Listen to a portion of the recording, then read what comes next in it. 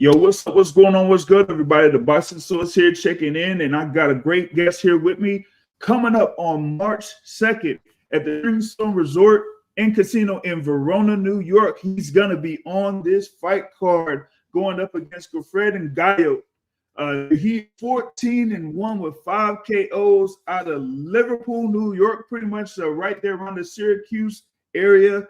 It's Bryce Mills here with us, man. What's going on here, Bryce? What's going on? Appreciate you having me. Yeah, no problem, no problem. I know that you're gearing up for this fight coming up March 2nd. I think this is going to be a third fight that's going to be at the Turning Stone Resort and Casino there in Verona. That's just, pretty much a half-hour drive from your hometown, man. So how has those, past experiences, those couple of fights beforehand got you ready for this fight, that's coming up March 2nd? Well, I tell everyone that asks, I'd rather, there's no place in the world I'd rather fight at than the Turning Stone. And the reason is, like you said, it's about a half hour from my hometown, so I get so many people, friends, family that come out there to support me and watch me fight. And the energy that's in that building when I fight is like no other venue. It gets super loud, it gets super packed. And I embrace it. I love that energy. I feed off of it, and I feel like I thrive under the pressure and the motivation I get from the crowd. Word, yeah, you said it's just a little drive from I-90. You go eastbound, and you pretty much like right there at the Turning Stone Resort and Casino, man. Right. Now, going off of your like past experiences, I know that you're been coming up, before. As a pro in the boxing game, like you were pretty much a standout, in football, and then you got kickboxing going on, there while you were in high school, man. So how was it kind of like mixing, having the football, getting there in the gridiron, and then also, having the time to do kickboxing before turning pro? I believe all the different sports I did when I was younger have made me into a better athlete today. I don't believe in playing just one sport or just boxing or just being a football player or just being a baseball player. I believe in playing multiple sports and working on developing your body and doing these different sports because I believe they all help you become a better athlete at the end of the day, if that makes sense. So I miss it. I miss my football days. I miss kickboxing.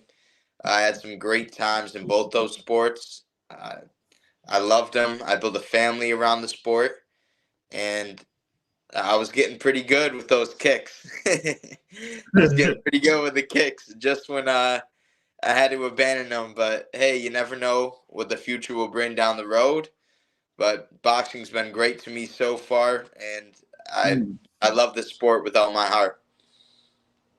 Oh, for sure. Now, like, what made you like fully convert from, getting from kickboxing, over to, being at boxing like a pro boxer full time?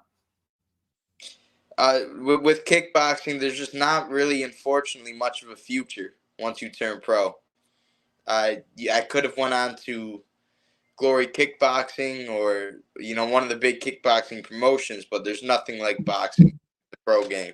And I had an amateur career in boxing. I didn't have a ton of fights, but I built a nice little amateur career. I won silver gloves, and I beat some really good fighters as an amateur, which basically proved to myself and proved to my team around me that, hey, if you want to go this route and you want to turn professional in boxing, that's a path that we can take. And we're confident that, I can have a successful career as a boxer, and so far it's proven to work out. Yeah, no doubt. And when you did like turn pro, it was pretty much a interesting time at that particular point because we were going through the whole lockdown thing in 2020, so it kind of like took some time before you were able to get in the ring there as a professional. But you had the first fight over in Lakeland, Florida. That's pretty much like around my home area there. Yeah. So like you fought Curtis Waller out there, man, and what was it to like just finally, get that first pro fight out of the way?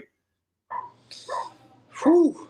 During that time, 2020, COVID time, it was tough. I was busting my butt back home. Gyms were closed, but I found a way to just get me and my trainer Jim Andrello get some training in together. I was killing myself at my house, working out 24/7, busting my butt, conditioning, and just for that one fight, my pro debut, we probably had a year-long training camp leading up to it, because at the time before, I was a professional kickboxer, and we wanted to really develop, my hands further and improve my boxing game before I was to step in the ring for my debut. So that training camp was about a year long, leading up to that first pro debut fight. So once I finally got in the ring, uh, and put on a show, won the fight, it was a great feeling. Oh yeah, because once had that particular point, like you said, you've been training and been in the gym for all that time. And I've kind of like heard like some stories from other guys that are coming from amateurs to the pros or whatever it is.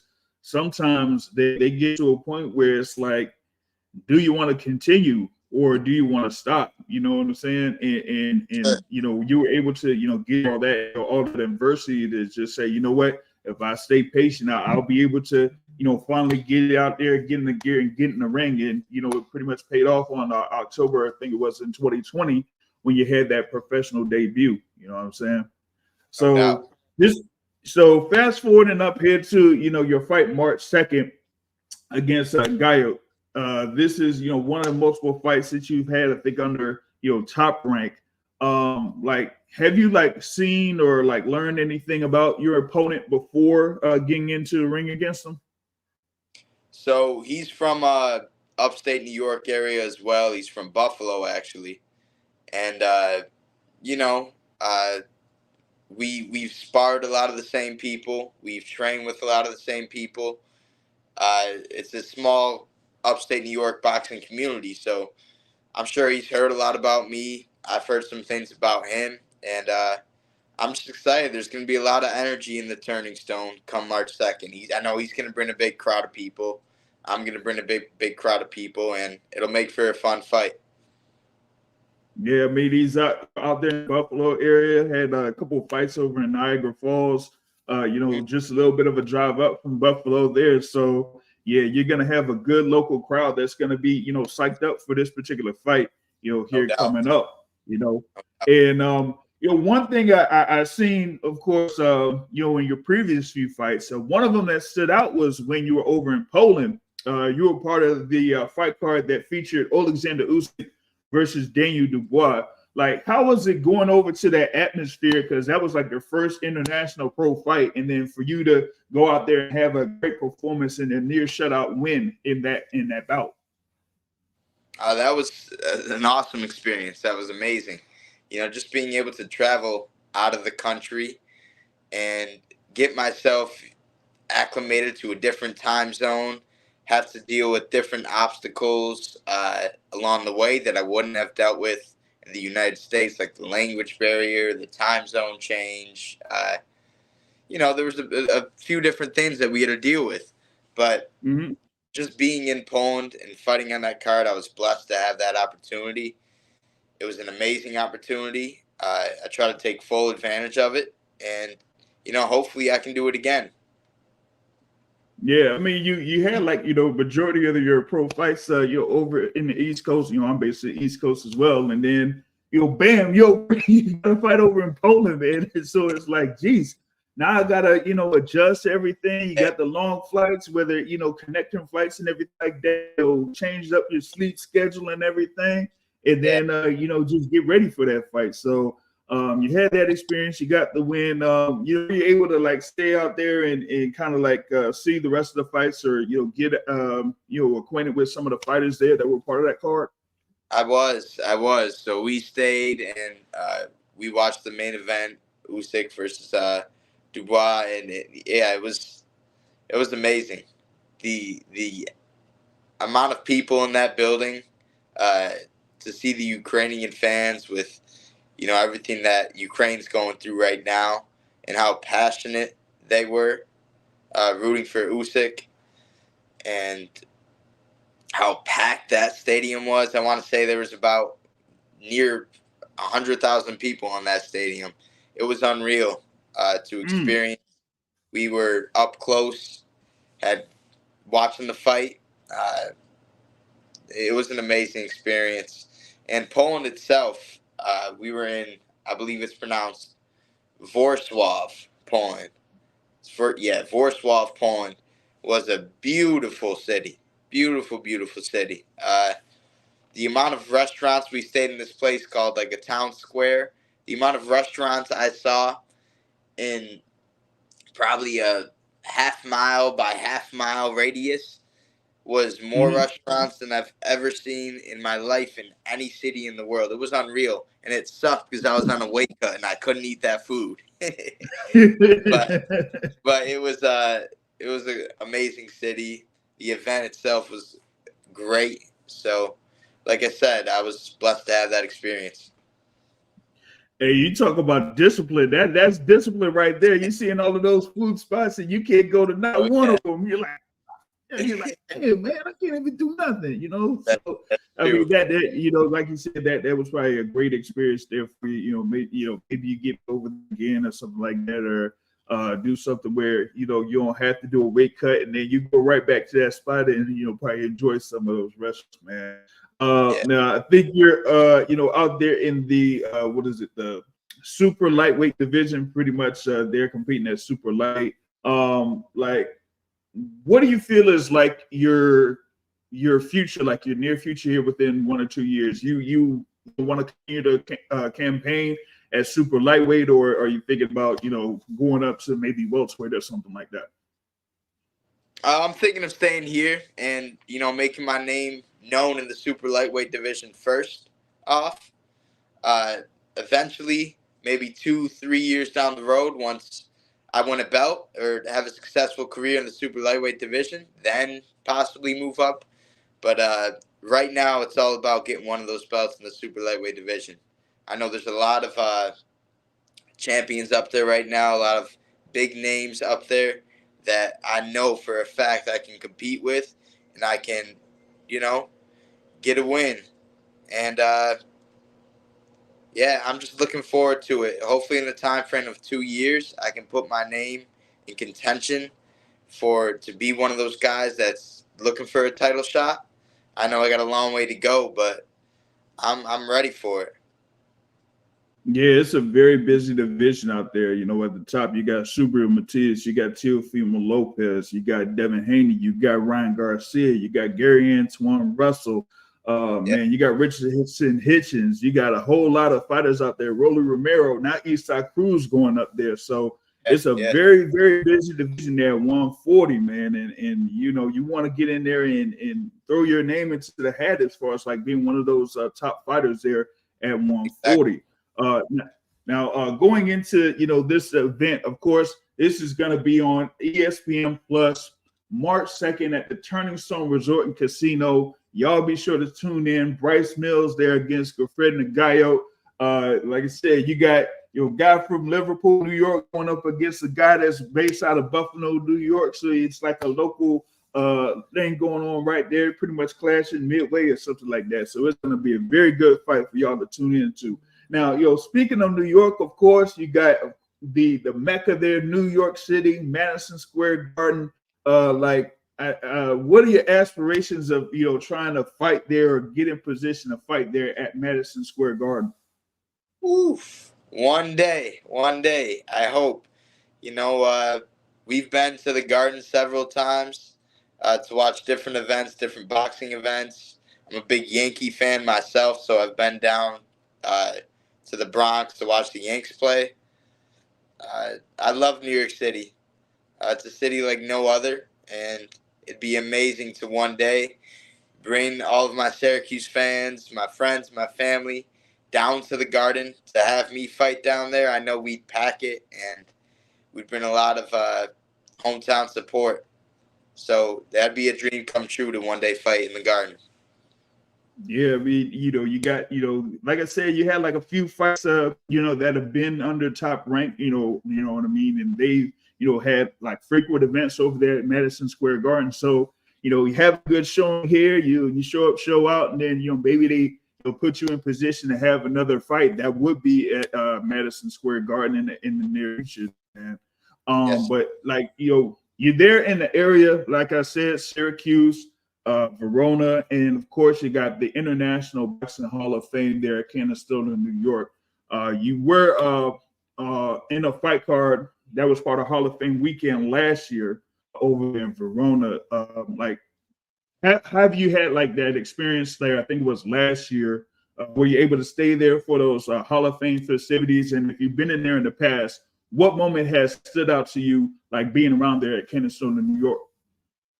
So unfortunately, that weekend I wasn't able to stay for the Hall of Fame dinner and the festivities afterwards, but I was able to meet some legendary fighters. I was able to meet Roberto Duran, Vinny Pazienza, man, a few others. But it was really, really cool experience being able to talk with those guys and, pick their mind because they've been at the top of the top. They've won numerous titles and solidified their name as legends in the sport. And at the end of the day, I dream to hope to do that one day myself. And to be able to pick ex-champions, Hall of Famers' minds like that is, you can't ask for anything more. So I gained a lot of that experience, gained a lot out of it. And I hope to do it again on the next Hall of Fame card at the Turning Stone. For sure, for sure. Now, who are like the boxers that that kind of stand out to you, or who you may look up to, whether it's the past or maybe in the present? So I just put a video out there on social media on my Instagram account, and I was asked the same question. I was asked who my favorite boxer is all time, and I got to go with Julio Cesar Chavez. And the reason I say that is I can really resonate with his style, how he fights, his style, how he moves, his pressure, his conditioning, his combination punching, his high output, his defense. Everything he does, I can see working for myself, and I can see myself fighting that style. So I really look up to him. Obviously, you look at his career, he's accomplished things that no other fighter in the world has ever accomplished as far as his resume, his record goes. And yeah, I hope to one day mold my style after an electrifying fighter like that. Oh, that would be great. But back in those days, those fighters are able to fight almost like, twice a month, every single month. He was able to like build that record of over 100 plus fights, and it's very difficult to, even about doing it today. So, shout out to Julio Cesar Chavez for, being able to, put that performance out there for the entirety of his career. Now in today's era, it doesn't necessarily have to be in your particular division. But who are some fighters that you kind of watch that, are saying like, those are pretty good guys. It doesn't necessarily have to, be like a pound for pound or anything like that. But if it's somebody that you don't kind of say, okay, if he's having a fight, I'm going to be sure to tune in. Oh, man, there's a lot of guys out there right now that I have to tune in and watch. A lot of great fighters.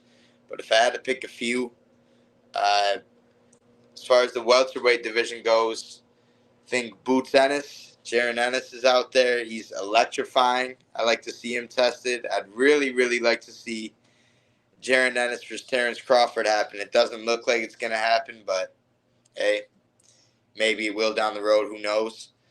Terrence Crawford's another one of my favorite fighters to watch. Look at his resume and what he's accomplished. It's unlike any other fighter as well. And his past performance against Errol Spence really, really proved himself and, proved why he should be the top pound-for-pound fighter in boxing today. So those are two guys in the welterweight division. I'm a huge fan of the Mexican style of boxing. So Canelo Alvarez, love to watch him, love to see everything that he's accomplished in this sport. There's a lot of guys out there that I like to watch. A lot of guys around my division too that I've looked up to when I just came into the sport. Like guys like Sabril Matias that I could eventually one day fight. I still looked up to him and I watched his fights.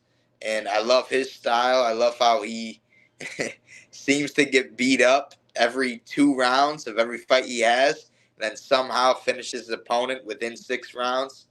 It's amazing to see, and it's exciting to watch. And I'd love to eventually share the ring with people like that down the road. Oh, that would definitely be a good one. I know, you said you had a certain style there that's like a Mexican style, and Subriel Matias has a come forward style himself. And, that type of class, that would be a really, really exciting fight. You'd be able to see here down the line, maybe in a couple of years, like you said, as far as like building up to be a world title contender, that you could be put in position to face, Subriel Matias there at 140. Definitely be looking forward to that. Now, just had a couple more questions here before we close it out. Back in the days, we're gonna go flashback again. We mentioned that you were like a standout there in football. You were like a two-way player out there. Run back. I think what was it, like linebacker, something like that. So, seeing that you were like balling out there over in Liverpool, man. Like, what would you say was the best thing about playing football? And maybe the worst thing about playing football, if there was anything. Ooh. The best thing about playing football, hands down, was the team that I had and the family that I built on that football field. It's like back in high school, every single Friday night, it's like you're stepping on the field under the lights and you're going to war with, your brothers, your family around you, your teammates. And the relationships that I built on that team that still lasts to this day were like any other relationships, and I miss it.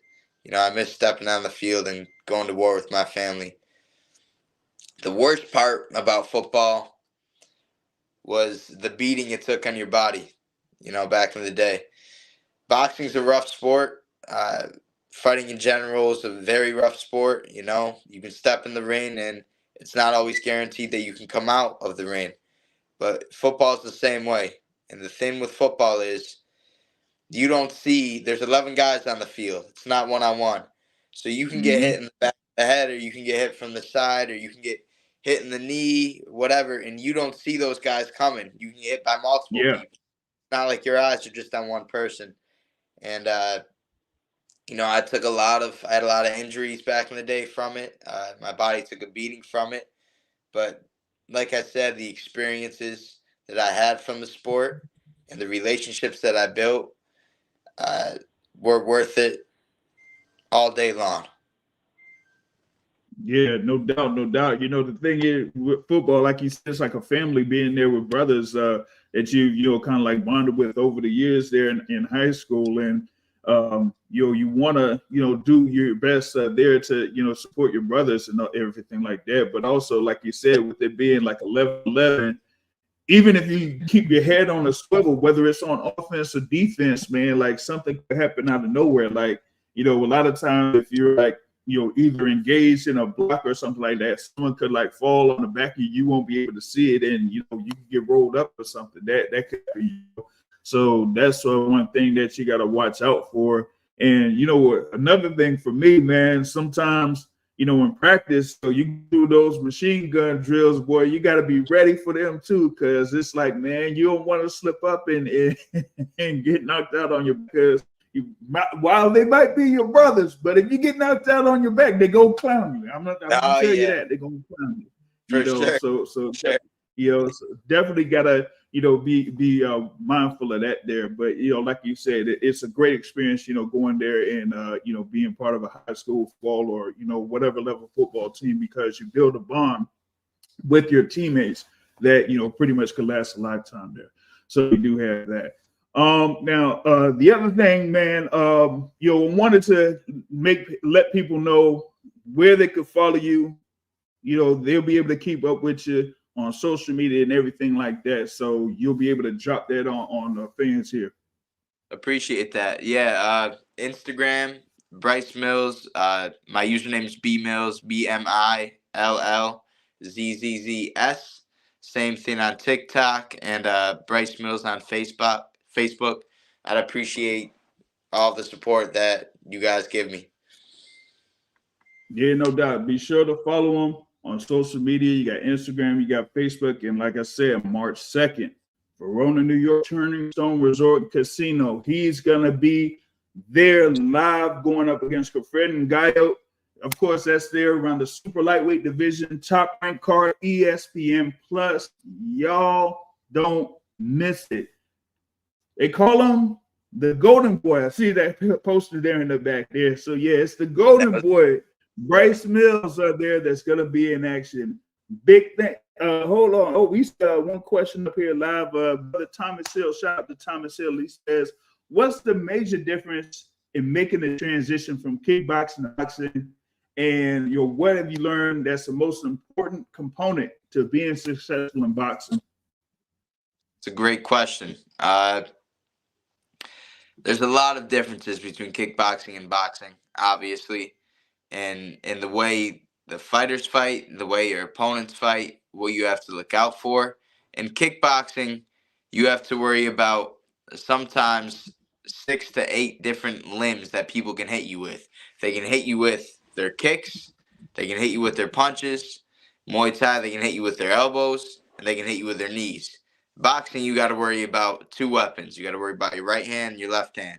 So I don't miss getting kicked. I don't miss colliding shins, getting kneed. That stuff wasn't fun. But at the end of the day, I feel that defensively it's easier to focus on defending 2 weapons opposed to sometimes 8, So defensively, I think it's, of course, boxers are much, much higher level and much better at using their 2 weapons, using the right hand, using their left hand, and throwing a punch. But defensively, for me, I think because I was able to defend 8 weapons, now only having to defend 2, I think it becomes a little easier. Although, biggest difference between boxers and kickboxers, boxers can sit down and they can throw a hard punch. They can sit in the pocket and they can turn a hard punch over, which a lot of kickboxers and a lot of Muay Thai fighters have a very, very difficult time doing. So I've noticed that to be a huge difference. And it took myself a little while to develop my style as a boxer to where I can sit down and I can turn a hard punch over. And I feel like I'm just recently developing my knockout power, and I'm looking to show it off March 2nd. Yeah, definitely want to see that there on March 2nd, man. And the thing with kickboxing is, like you said, you had to be aware of like everything, like free, like kicks, like knees and hands and everything like that. Sometimes some people be nagging, they'll try to kick you in your shins and everything. I'm like, man, they'll be bothering you and all that type of stuff. So at least you don't have to worry about that. But like you said, at least with the 2 hands, all you got to work on is your positioning as far as like your upper body movement in most times, and then being able to have a solid base, because now you don't have to worry about staying on your feet or worrying about lifting your foot, what I'm saying, for anything like that, because that could lead to some compromising positions when it comes to kickboxing. But when it comes to boxing, you don't really have to worry about that all too much. So that's definitely that. So big ups to Thomas Hill for that particular question there. And also shout out for Just Do Boxing, joining in here on the chat and everything like that. And all the live guests that's here with us, man, to talk with, like I said, the Golden Boy here, Bryce Mills. March 2nd It's going to be on ESPN Plus, top ranked card. Y'all be sure to catch that there. Again, Gerffred Ngayot. Definitely looking forward to that particular bout. Like I said, it's next Saturday. Y'all better get ready because all they got to do is have a short little 30-minute drive, and he's right there. You know what I'm saying? So that's right. What's up right there. But y'all be sure to follow him on social media. He's on Instagram. He's on Facebook. Y'all be sure to follow him and everything that he does there and support him. You know, while he goes through his professional career as he builds up to first being a world title contender, and then, you know, he goes in there and gets a world title there. So big thanks you to join us here live on the Boxing Source. And like I said, we're going to be sure to catch you here on March 2nd in Verona, New York, man. Anything here you got before we close it out? I'd just like to say to everybody watching, please tune in March 2nd. I plan to put on my best performance yet. I've been killing myself this training camp and taking this fight as serious gets. I'm looking forward to show off all the hard work March 2nd. And thank you very much for having me on. And I appreciate it. All right, no doubt. Be sure to see you here next Saturday, man. Yes, sir. Thank you. See you. All right.